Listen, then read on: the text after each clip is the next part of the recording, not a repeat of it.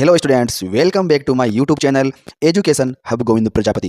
प्यारे विद्यार्थियों, आज का यह वीडियो कक्षा 10 के विद्यार्थियों के लिए गणित विषय में पहली प्रश्नावली वास्तविक संख्याओं से संबंधित है। इस वीडियो के अंदर आपको बहुत ही शानदार जानकारी प्राप्त होगी। विद्यार्थियों, यह जो पहली प्रश्नावली है यह आपके माध्यमिक शिक्षा बोर्ड राजस्थान के द्वारा जो ब्लूप्रिंट जारी किया गया है उसके अंतर्गत इसमें से 4 अंकों के प्रश्न आएंगे और इसके अंदर बहुत ही आमूल-चूल परिवर्तन किया गया है। विद्यार्थियों, ब्लूप्रिंट में बहुत ही जबरदस्त तरीके से इस बार गणित विषय में परिवर्तन हुआ है। आपको ध्यान रखना है, यह प्रश्नावली 4 नंबर की है, लेकिन प्रश्न किस टाइप के आएंगे इस बार यह परिवर्तन बहुत ज्यादा हुआ है। आप ध्यान दीजिए, मैं आपको बताने जा रहा हूं। इस प्रश्नावली के अंदर बहुविकल्पात्मक यानी जो अवैध सैद्धांतिक वाले प्रश्न, वस्तुनिष्ठ प्रकार के प्रश्न, वो 2 प्रश्न आएंगे। कितने प्रश्न आएंगे? 2 प्रश्न आएंगे, 2 अंकों के आएंगे। और इसी प्रकार अति लघुरात्मक प्रश्न, वो भी 2 प्रश्न आएंगे और 2 अंकों के प्रश्न होंगे। इस प्रकार इस प्रश्नावली में से मेरे प्यारे विद्यार्थियों केवल 4 प्रश्न आने हैं और चारों 1-1 अंक वाले आएंगे। 2 प्रश्न आपके आएंगे बहुविकल्पीय, जो कि अपन कहते हैं अवैध सैद्धांतिक वाले होते हैं, और 2 ही प्रश्न अति लघुरात्मक वाले आएंगे 2 अंकों के। इस प्रकार कुल 4 प्रश्न 1-1 अंक वाले 4 अंकों के प्रश्न आएंगे। इसका अर्थ ये हुआ विद्यार्थियों, तो आपको इस प्रश्नावली में से सिद्ध करने वाले कोई से भी प्रश्न नहीं करने हैं, यानी सिद्ध करने वाले प्रश्न आएंगे ही नहीं, क्योंकि वो तो 1 नंबर में प्रश्न देगा और 1 नंबर में सिद्ध करने वाला नहीं आएगा। ठीक है ना? तो अब आपको क्या करते हैं, हम यहाँ पर रिवाइज करा रहे हैं, उसी आधार पर रिवीजन करा रहा हूं आपको 1-1 अंकों के प्रश्न जो आपको मिलेंगे उसका। तो शुरू करते हैं प्यारे विद्यार्थियों आज का यह महत्वपूर्ण ज्ञानवर्धक वीडियो जो आपके लिए उपयोगी साबित होगा। प्यारे विद्यार्थियों, सबसे पहले हम देखते हैं कि परिमेय संख्याएं किसे कहते हैं। ऐसी संख्याएं जिनको p बटा q के रूप में लिखा जाए, जहां p और q क्या होती है? पूर्णांक संख्या होती है और q नॉट इक्वल टू 0। तो इस प्रकार की संख्याएं जो होती है वो परिमेय संख्या होती है। और परिमेय संख्याओं का एग्जाम्पल जो है आप देख पा रहे हैं यहाँ पर, इस प्रकार जो ये संख्याएं हैं ये सभी परिमेय संख्याएं हैं, ये p बटा q के रूप में लिखी जाती है। प्यारे विद्यार्थियों, आपको ये ध्यान जरूर रखना है कि 22 बटा 7 जो है वो परिमेय संख्या है। 0 जो होती है वो भी क्या होती है? परिमेय संख्या होती है। और समथिंग एग्जाम्पल्स जो आप देख पा रहे हैं ये सभी की सभी क्या है? p बटा q के रूप में रिप्रेजेंट की जाती है और ये सभी क्या है? परिमेय संख्याएं होती है। उसके बाद में हम देखते हैं अपरिमेय संख्याएं, ऐसी संख्याएं जो p बटा q के रूप में नहीं लिखी जा सके। इस प्रकार की संख्या क्या होती है? अपरिमेय संख्या होती है। और अपरिमेय संख्याएं आप देखिए अंडर रूट जिनका वर्गमूल नहीं निकलता है वो एक। आप प्यारे विद्यार्थियों ये भी ध्यान रखना है, पाई जो होता है, पाई अपरिमेय संख्या है, ये आपको खास तौर से अपने दिमाग में सेट कर लेना है। नेक्स्ट जो पॉइंट हमें दे रखा है वास्तविक संख्याएं, तो इसके अंदर प्यारे विद्यार्थियों आपको यह पता होना चाहिए सभी परिमेय संख्याएं और सभी अपरिमेय संख्याएं, इनको कंबाइंड कर दें तो भी जो संख्या बनेगी सभी की सभी संख्या क्या होती है? वास्तविक संख्याएं जो है वो आपके यहाँ पर होती है। तो इस प्रकार की जो संख्या आप देख रहे हैं सभी परिमेय, अपरिमेय, मिक्स रूप, परिमेय प्लस अपरिमेय, तो ये जो आपको मिलेगी संख्याएं सभी की सभी वास्तविक संख्याओं के एग्जाम्पल होते हैं। इसके बाद में महत्वपूर्ण जो कंसेप्ट जो आपको दे रखे हैं तथ्य, एक परिमेय संख्या और एक अपरिमेय संख्या का योग या अंतर हमेशा अपरिमेय संख्या होता है।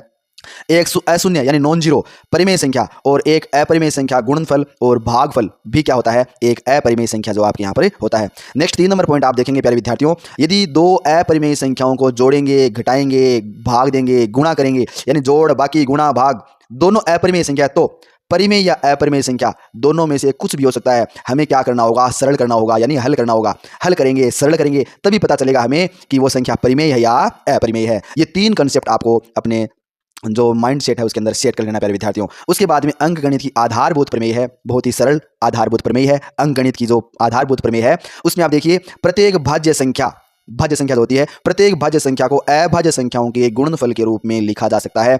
और यह गुणनखंड अभाज्य गुणनखंडों के आने के क्रम के बिना, क्रम का ध्यान रखे बिना अद्वितीय होता है, कोई दूसरा क्रम इसका नहीं होता है। यह अंक गणित की आधारभूत प्रमेय।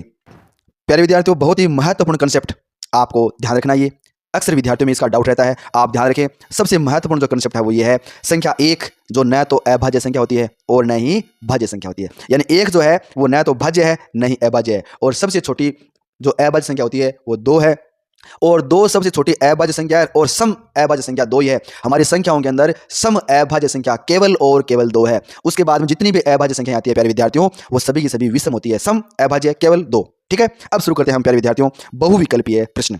ध्यानपूर्वक आप देखिए और अपने उत्तरों की जांच कीजिए। निम्नलिखित में से कौन सी अपरिमेय संख्या नहीं है? यानी अपरिमेय नहीं है इसका मतलब परिमेय है। परिमेय होगा तो आपके सामने अंडर रूट है, अंडर रूट जिसका निकल जाए वो परिमेय है, तो यहाँ पर ये संख्या परिमेय, ऑप्शन 4 आपका राइट आंसर है। उसके पश्चात नेक्स्ट जो सेकंड क्वेश्चन है उसमें दिया हुआ है 2 माइनस अंडर रूट 3 कैसी संख्या है?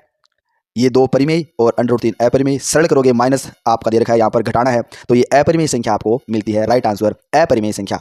इसके पश्चात नेक्स्ट जो है पाई, जी हाँ बहुत ही इंपॉर्टेंट क्वेश्चन। पाई, पाई किस प्रकार की संख्या है? पाई अपरिमेय संख्या होती है, अपरिमेय संख्या, और अपरिमेय है वास्तविक भी होती है। इसका अर्थ ये हो गया ऑप्शन 2 और 3, 3 दोनों राइट है, तो 2 व 3 दोनों, इसका मतलब ऑप्शन 4 आपका राइट आंसर है। ये आपको बहुत ही ध्यानपूर्वक समझना है प्यारे विद्यार्थियों। नेक्स्ट हमारे पास में दिया हुआ है दो संख्याओं का मैस है और लेस है। ये है मैस है तो 15 है, लेस 105 है। एक संख्या दे रखी है 5, दूसरी संख्या आपको बतानी है। तो फॉर्मूला लगेगा प्यारे विद्यार्थियों, दोनों संख्याओं का गुणनफल बराबर लेस है इंटू मैस है। आप सरल करेंगे, राइट आंसर आपको मिलेगा 315। ऑप्शन 3 आपका राइट आंसर होगा। नेक्स्ट प्यारे विद्यार्थियों सरल करते हैं अगला क्वेश्चन। उसमें हमें दे रखा है निम्न में से अपरिमेय संख्या कौन सी है।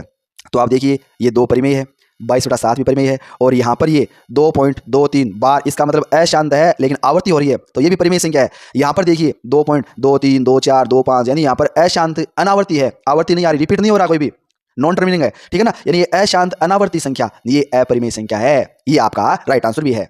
नेक्स्ट प्यारे विद्यार्थियों अगला जो क्वेश्चन है 6 नंबर, उसमें हमें दे रखा है 144 के अभाज्य गुणनखंडों में 2 की घात। हाँ प्यारे विद्यार्थियों 2 की घात बतानी है। आप अभाज्य गुणनखंड करोगे, 2 कितनी बार आया उतनी ही घात होगी। आप सरल करोगे, आपको 2 की घात जो है वो 4 बार मिलेगी, ठीक है। तो यहाँ पर इसका राइट ऑप्शन 1 हो गया। प्यारे विद्यार्थियों बहुत ही इंपॉर्टेंट और जो एग्जाम की दृष्टि से अति महत्वपूर्ण मिशन शेखावाटी 100 की तरफ से आपको यहाँ पर ये प्रश्न उपलब्ध करवाए गए हैं, और उनका हम यहाँ पर रिवीजन कर रहे हैं। आपको वीडियो के माध्यम से यहाँ पर ये प्रश्न सोल्व बता रहा हूँ मैं आपको। यहाँ पर जो नेक्स्ट क्वेश्चन आप देख पा रहे हैं, यदि पी स्क्वायर एक सम संख्या है, यानी पी स्क्वायर वर्ग संख्या सम है, तो पी क्या है, यानी उसका वर्गमूल क्या होगा। तो प्यारे विद्यार्थियों ध्यान रखिए, अगर कोई पी स्क्वायर सम संख्या है तो उसका वर्गमूल भी सम होगा, विषम संख्या वर्ग संख्या तो उसका वर्गमूल भी विषम होता है। तो आप अगर पी स्क्वायर एक सम संख्या है, इसका अर्थ हो गया उसका वर्गमूल भी क्या होगा, सम होगा। ऑप्शन 2 आपका सही आंसर होगा। उसके पश्चात नेक्स्ट जो प्रश्न हमारे पास में है प्यारे विद्यार्थियों, उसमें हमें दे रखा है यदि संख्या ए और 18, यानी ये संख्या अज्ञात हो गई, अज्ञात संख्या ए और 18 का एलसीएम 36 है, ए और 18 का एचसीएफ 2 है, तो ए क्या होगा। प्यारे विद्यार्थियों आपको ये पता चल गया होगा इस प्रश्न में आप कौन सा सूत्र अप्लाई करेंगे। जी हाँ, दोनों संख्याओं का गुणनफल बराबर एलसीएम इंटू एचसीएफ। सरल करेंगे आप ए के लिए, तो आपको राइट आंसर मिलेगा ऑप्शन 4। ऑप्शन 4 में आंसर भी 4 है विद्यार्थियों इसका। जी हाँ बिल्कुल सही है। हाँ अब हम बात करते हैं नेक्स्ट जो हमारा 9 नंबर क्वेश्चन है उसकी।